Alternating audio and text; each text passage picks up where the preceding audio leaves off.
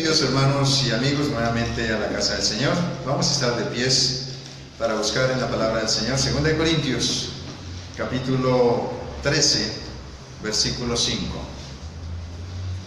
2 de Corintios, capítulo 13, versículo 5, dice la palabra de Dios: examinaos a vosotros mismos si estáis en la fe, probaos a vosotros mismos. ¿O no os conocéis a vosotros mismos que Jesucristo está en vosotros, a menos que estéis reprobados? Vamos a orar. Gracias, bendito Padre Celestial, por tus bendiciones en esta mañana, por la oportunidad que tenemos de abrir tu santa palabra una vez más y leerla. Pedimos que tu Santo Espíritu esté guiando nuestras vidas y corazones, que podamos ser sensibles a Él. Si hay decisiones esta mañana de personas que no te han recibido como Salvador personal, que puedan pasar de muerte a vida eterna por la fe en Cristo Jesús. Bendice este mensaje en el nombre de Jesucristo. Amén. Sentarse, por favor. El título de este mensaje es Miembros de las iglesias que van al infierno. Un poquito extraño el título, pero con mucha razón de ser. Porque hay muchas personas en las iglesias que son fieles, que asisten, que diezman, que ofrendan, que cantan, que alaban a Dios. Inclusive hay algunos que predican y hasta son ordenados como pastores y diáconos, pero no han hecho la profesión de fe en Jesucristo. La palabra miembro es una persona que pertenece a una iglesia por bautismo. La palabra iglesia significa un grupo de creyentes escrituralmente bautizados, unidos en pacto para llevar a cabo la gran comisión dada por el Señor Jesucristo de hacer discípulos, bautizarlos, enseñarles la doctrina del Nuevo Testamento, y también que puede demostrar su historia desde Cristo hasta nuestros días. La palabra infierno significa lugar de tormento, preparado para el diablo y sus ángeles, pero también allí irán todos aquellos que rechacen a Jesucristo como Salvador personal. La palabra examinaos, que está aquí en 2 de Corintios capítulo 13, versículo 5, es muy interesante y mire lo que significa. En el original griego es peiratsete, que significa buscar, examinarse a sí mismo en cuanto a creer en Cristo como Salvador personal. Cuando dice la Biblia examinaos a vosotros mismos, significa un análisis minucioso personal, si ya he recibido a Cristo como Salvador personal o no. También dice aquí probaos a vosotros mismos. La palabra probar significa un examen personal, no al hermano, no al vecino, porque a veces hay la tendencia de creernos como más espirituales que los demás. O decir, es que parece que fulano de tal como que no es salvo. Solamente Dios y cada uno conoce si es salvo o no, si ha recibido a Jesús como Salvador personal o no. La palabra probaos en el original griego entonces significa examinarse cuidadosamente. También dice aquí en el versículo 5: ¿o no conocéis a vosotros mismos que Jesucristo está en vosotros, a menos que estéis reprobados? La palabra reprobado significa perdido. Cuando un niño está estudiando, o un alumno estudia, y a fin de año en el boletín dice promovido al grado tal o reprobado. Cuando dice reprobado, ¿qué significa? Que perdió el año. Entonces la palabra aquí significa perdido, y la palabra aquí es adokimoi en el original griego, que significa no aprobado, rechazado, indigno, inválido. Entonces cada uno de nosotros debe hacer un análisis muy cuidadoso si realmente hemos aceptado a Cristo como Salvador personal o no. Y para eso vamos a mirar algunos ejemplos. Vamos a mirar por lo menos 3 puntos. El primero, Judas era miembro de la iglesia del Señor y él murió y fue al infierno. Segundo, un caso de un diácono de una iglesia en Florida, Estados Unidos. después de ser ordenado, y duró como 25 años como diácono, se dio cuenta que no había aceptado a Cristo. Y gracias a Dios que lo recibió, si no, hubiera muerto y se hubiera perdido. Y el tercer punto, posiblemente puede ser usted, si no ha recibido a Jesús como Salvador personal. El propósito de este mensaje es que cada uno de nosotros realmente se examine a sí mismo hasta llegar a recordar el momento en que usted recibió a Cristo como Salvador personal. Usted debe recordar cuándo aceptó a Cristo. Y si puede recordar la fecha, mejor. Pero es importante el momento. Si usted empieza a pensar y a recordar cuándo aceptó a Cristo, y si llega hasta el momento en que lo recibió de verdad en su corazón, es salvo. Si usted empieza a pensar y a buscar y a analizar y no encuentra el día o no encuentra el momento en que usted recibió a Cristo, tenga cuidado, quizá puede hacerlo hoy. Porque recibir a Cristo no es levantar la mano en una iglesia. Recibir a Cristo no es llenar una tarjeta en una iglesia. Recibir a Cristo no es asistir toda la vida a una iglesia. Recibir a Cristo significa arrepentirse y decirle: Señor, soy pecador, reconozco que te he ofendido y te acepto por fe en mi corazón. Eso es recibir a Cristo. Entonces, si usted no recuerda el momento en que hizo profesión de fe, es posible que usted no haya nacido de nuevo. Veamos el primer punto. Judas. ¿Quién era Judas? Judas era un discípulo del Señor. Allá en Mateo capítulo 10, versículo 1 al 8, dice la palabra del Señor que llamando a sus 12 discípulos les dio autoridad sobre los espíritus inmundos, etcétera, etcétera. Y ya el versículo 14 dice que entre ellos estaba Simón el cananista y Judas Iscariote, el que también le entregó. Judas era un discípulo del Señor. La palabra discípulo significa un seguidor, un aprendiz, un alumno. La palabra en el original griego es matseitas, que es aprendiz, alumno, discípulo, matseitas. Y este discípulo, que era seguidor de Cristo, fue constituido apóstol. Los versículos 2 al 4 dice que los llamó apóstoles. ¿Qué significa la palabra apóstol? En griego es apostolón, que de ahí viene la palabra o la transliteración apóstol, y significa un hombre oficialmente llamado por Cristo y enviado por Cristo a predicar el Evangelio y a hacer señales y milagros. Entonces Judas era un discípulo del Señor. Judas predicaba, el Señor los llamó. Mire lo que dice aquí en el versículo 7 y 8. Jesús los mandó y dice: yendo a predicar, diciendo: el reino de los cielos se ha acercado. Sanad enfermos, limpiad leprosos, resucitad muertos, echad fuera demonios. De gracia recibisteis, dad de gracia. Judas estaba comisionado para predicar, para sanar enfermos, para limpiar leprosos también junto con los otros apóstoles, para resucitar muertos y echar fuera demonios. Él tenía autoridad porque Jesús los había enviado. Es posible que Judas predicaba, es posible que Judas hacía milagros como los otros apóstoles. Jesús veía a Judas todos los días con los demás apóstoles. Judas escuchaba al Señor quizá todos los días, andaba con Él, comía con Él, escuchaba sus predicaciones, estaba todo el tiempo con el Señor. Y es más, era miembro de la iglesia y tenía un cargo muy importante en la iglesia. ¿Cuál era?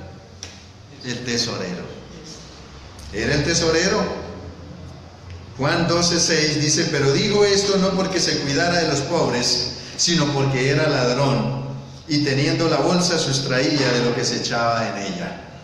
Era el tesorero de la iglesia, era miembro de la iglesia, cantaba con Jesús, andaba con Jesús, predicaba también, hacía señales. Pero Jesús lo llamó diablo.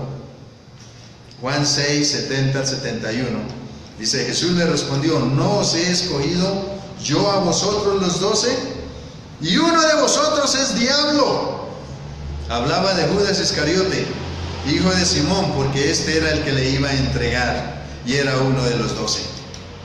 Judas era uno de los hombres que andaba con Jesús, uno de los de confianza de Jesús.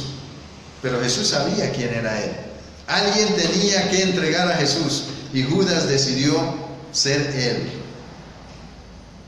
Mire todo lo que era Judas: discípulo, apóstol, predicaba, hacía muchas cosas, pero él seguía a Jesús por interés. Él era el tesorero, y dice la palabra de Dios que sustraía de la bolsa.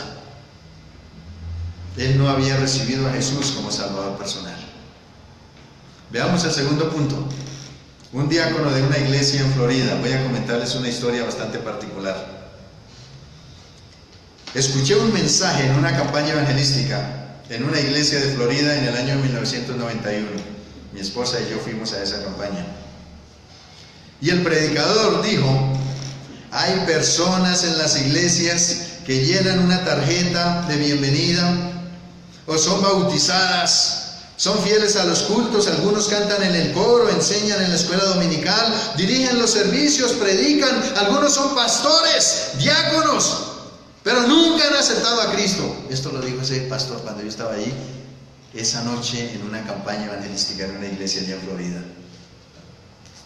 El siguiente día yo volví al culto y un diácono de esa iglesia pidió permiso para hablar antes del mensaje. Dice: pastor, yo quiero decir algo, ¿puedo decirlo? Yo sí. Le dieron oportunidad de hablar. Y el diácono se paró al frente y dijo: yo doy gracias a Dios por este hombre que vino a predicar la palabra de Dios. Se refería al evangelista que estaba predicando la campaña. Porque lo que dijo anoche me dejó pensando. Él dijo que había hasta diáconos y pastores ordenados que nunca habían aceptado a Cristo, que había que pensar y recordar cuándo había aceptado a Cristo. Yo anoche me fui a mi casa, decía él, preocupado, y no pude dormir porque empecé a recordar desde cuándo había asistido a la iglesia. Y hace más de 20 años yo he estado en la iglesia, pero empecé a ver si podía llegar al momento en que acepté a Cristo, y no llegué a ese momento. Dice que él se esforzaba por recordar y recordar y nunca llegó a ese día. Entonces, como a las 3 de la mañana, él dijo: me arrodillé en mi cama y le dije: Señor, perdóname mis pecados, si me hubiera muerto ayer iría al infierno, te recibo como mi Salvador personal. Él lo dijo allí. Dijo: allí llorando en mi cama recibí a Cristo como mi Salvador personal. Yo llegué a esta iglesia, decía él, llené una tarjeta de bienvenida, empecé a asistir, ustedes me ordenaron como diácono, pero nunca me acuerdo de que recibí a Cristo como Salvador personal. Por supuesto, esto admiró y todo el mundo quedó sorprendido. Pero se necesita valor para hacerlo. Y este diácono, llorando ahí, dijo: gracias a este hombre que vino a predicar este mensaje, acepté a Cristo anoche, soy hijo de Dios. Y estaba muy contento. Y era un diácono que ya había sido ordenado. Son casos que a veces pasan y que no hay que darle vergüenza si uno llega a reconocer que no ha recibido a Cristo como Salvador personal.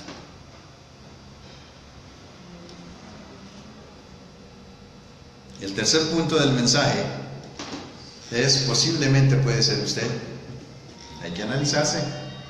Es posible que usted sea miembro de esta iglesia. Es posible que usted asista, que participe, que diezme, que ofrende, que ore en la iglesia. Es posible que usted sea miembro de esta iglesia por años. Pero le invito a recapacitar si usted ya aceptó a Cristo como Salvador personal. Usted debe recordar cuándo aceptó a Cristo. Si recuerda la fecha, mejor. Pero si no, no importa el momento en que usted aceptó a Cristo, porque hay personas que asisten, empiezan a asistir y nunca han aceptado a Cristo. Leen la Biblia, oran, se aprenden versículos de memoria. Algunos son maestros de escuela dominical, otros son fieles a Dios, pero no han aceptado a Cristo. Aquí podemos mirar en la Biblia, en la palabra del Señor, un hombre que era religioso, un hombre que era piadoso, un hombre que era temeroso de Dios, un hombre que oraba, que ayunaba, que hacía muchas limosnas, pero iba para el infierno. Y ese hombre era Cornelio, allá en Hechos capítulo 10, versículo 1 y 2. Este hombre era temeroso de Dios, piadoso, oraba, ayunaba, hacía limosnas, trataba de agradar a Dios en todo, pero iba para el infierno hasta que Dios le mandó a Pedro para que le hablara del mensaje, y él aceptó a Cristo como Salvador personal. Quizá usted es miembro de esta iglesia, pero vive como incrédulo. Ojo con lo que le voy a decir. Quizá usted es miembro de esta iglesia, pero vive como incrédulo. Si usted es miembro de esta iglesia y dice que aceptó a Cristo, pero vive como incrédulo, tenga cuidado. Miren lo que dice Romanos 8:9. Pónganme atención todos. Romanos 8:9. Mas vosotros no vivís según la carne, sino según el Espíritu, si es que el Espíritu de Dios mora en vosotros. Y si alguno no tiene el Espíritu de Cristo, no es de Él. Cuidado, el bombillo ahí está alumbrando. Cuidado. Miren lo que dice la Biblia. El apóstol Pablo: vosotros no vivís según la carne. Si hay miembros de las iglesias que están viviendo según la carne y no según como Dios manda, tengan cuidado, porque de pronto no han aceptado a Cristo. Si muere, va al infierno. Hay miembros de las iglesias que la pasan en los bailes, que la pasan en las borracheras, que la pasan hablando, haciendo cosas que no son de un cristiano. Cuidado, quizá no ha aceptado a Cristo como Salvador personal. Miren lo que dice el versículo: no vivís según la carne, sino según el Espíritu, si es que el Espíritu de Dios mora en vosotros.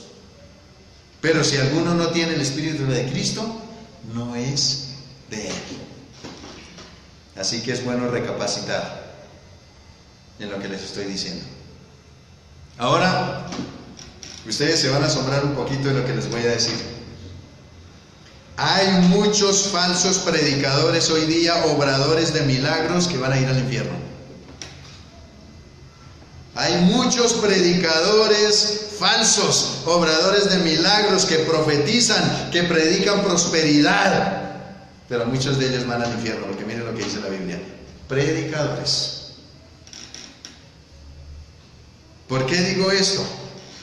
Mateo capítulo 7. Vamos a ir a la palabra del Señor. Mateo capítulo 7, versículo 21. No todo el que me dice Señor, Señor, entrará en el reino de los cielos.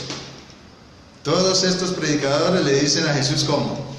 Señor, mi Dios, mi Rey. Oran bonito, predican bonito, pero mucho de lo que ellos hacen está contradiciendo la palabra de Dios. No todo el que me dice Señor, Señor entrará en el reino de los cielos, sino el que hace la voluntad de mi Padre. Un predicador que haga la voluntad del Padre, ¿cuál es? Que sea honesto con Dios y consigo mismo. Que predique la palabra de Dios sin ponerle precio. Que predique la doctrina como es. No engañar a la gente con falsos milagros, porque Satanás usa predicadores para hacer falsos milagros también, y para adivinar, que ellos llaman profecía. Hoy día no tenemos el don de milagros ni sanidades, y lo digo con autoridad en la palabra de Dios. Si hay algún predicador que lo tenga, yo lo invito a ir al hospital y a sanar a los niños que hay allá, y a los que están muriendo y dejan huérfanos, para que los resuciten. Jesús jamás hizo un culto de milagros en el templo. Él sanó al cojo porque estaba allá, pero Él iba por las casas y por las calles predicando y sanando. El templo es para alabar a Dios, para predicar la palabra del Señor, para orar, pero no para hacer milagros. Jesús jamás hizo milagros. ni convocó un culto de milagros. Y está invocando, está mandando. Claro que sí, están invocando al Señor. No, perdón, por medio de los médicos, y ahí también ya se está aplicando. Claro que sí. Entonces, dice aquí que llaman a Jesús Señor, amo, dueño, pero no hacen la voluntad de Dios, no predican la sana doctrina.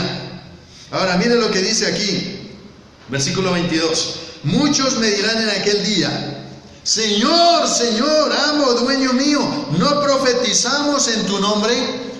Muchos profetizan hoy día.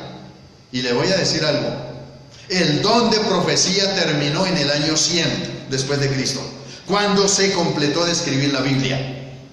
El último que tuvo el don de profecía fue Juan, el apóstol Juan, cuando escribió el Apocalipsis. Y él dice: si alguno añadiere o quitare de las palabras de la profecía, caerán sobre él las plagas que están escritas en este libro. El último que tuvo don de profecía fue Juan, el apóstol. Porque si hoy día sigue habiendo profecía, entonces hay que escribir esas cosas que la gente dice y seguirle añadiendo hojas a la Biblia. Entonces, ¿de qué tamaño tendríamos la Biblia hoy? Todo el mundo profetiza.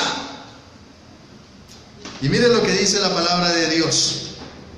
Segunda de Pedro, capítulo 1, versículo 19.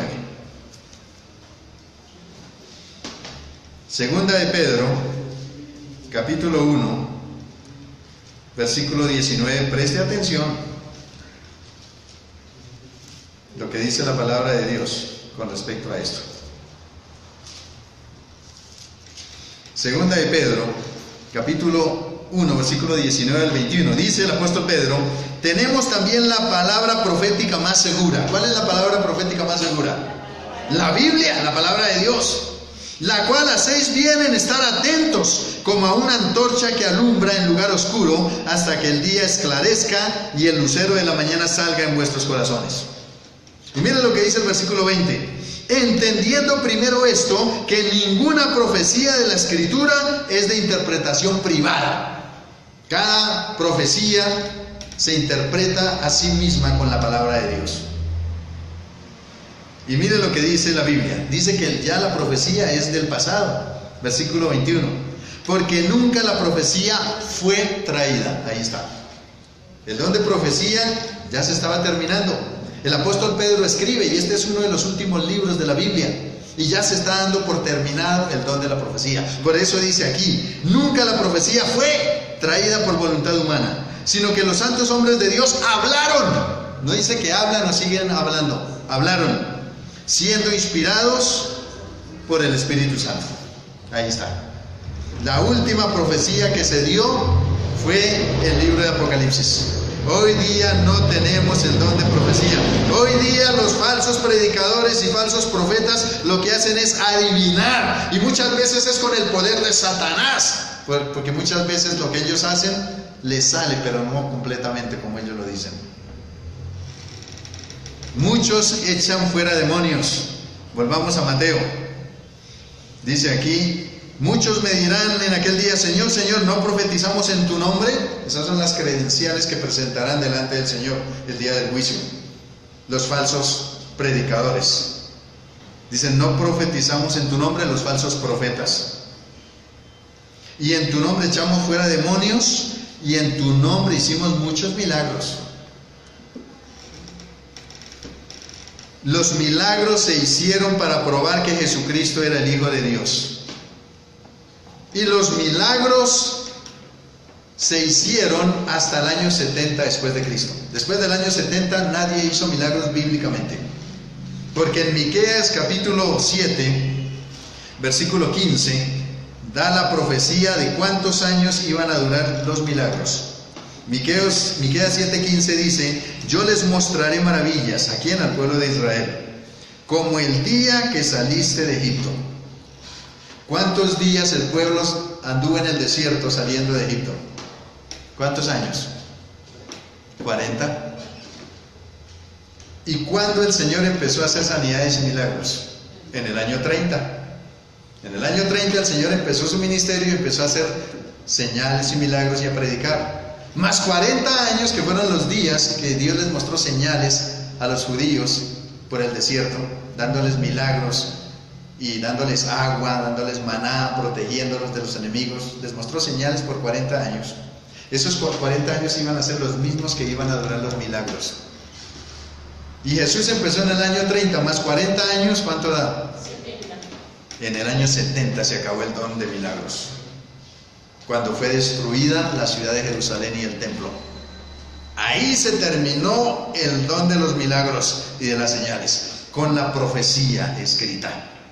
En la Biblia encontramos a Jesús haciendo milagros, a sus apóstoles haciendo milagros y también 2 diáconos, que fueron Esteban y Felipe. De resto, nadie más hizo milagros en la Biblia. Todo aquel que haga milagros hoy día en el nombre de Jesús es hacer maldad. Porque miren lo que dice el versículo 23. Entonces les declararé: nunca os conocí. Apartaos de mí, hacedores de maldad.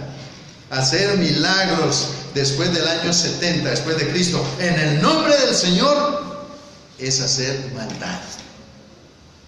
Porque los milagros se hicieron para comprobar que Jesucristo era el Hijo de Dios. Juan capítulo 20, vamos a ir a la palabra del Señor. Juan capítulo 20, versículo 30 y 31.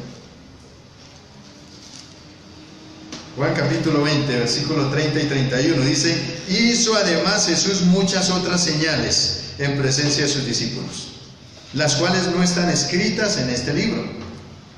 Pero estas, las señales, se han escrito para que creáis que Jesús es el Cristo, el Hijo de Dios, y para que creyendo tengáis vida en su nombre. Las señales y milagros se hicieron para demostrar que Jesucristo era el Hijo de Dios, para que la gente creyera en Él.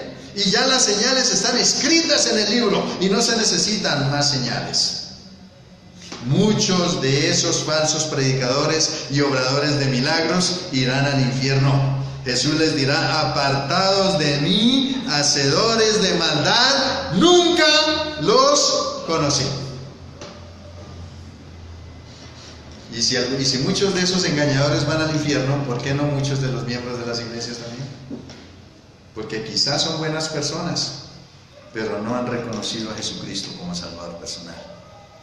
Si usted no se acuerda del momento en que usted recibió a Cristo como Salvador personal, tenga cuidado. Y si no lo ha recibido, recíbalo hoy. Recíbalo hoy. Vamos a estar de pies, por favor, con el rostro inclinado.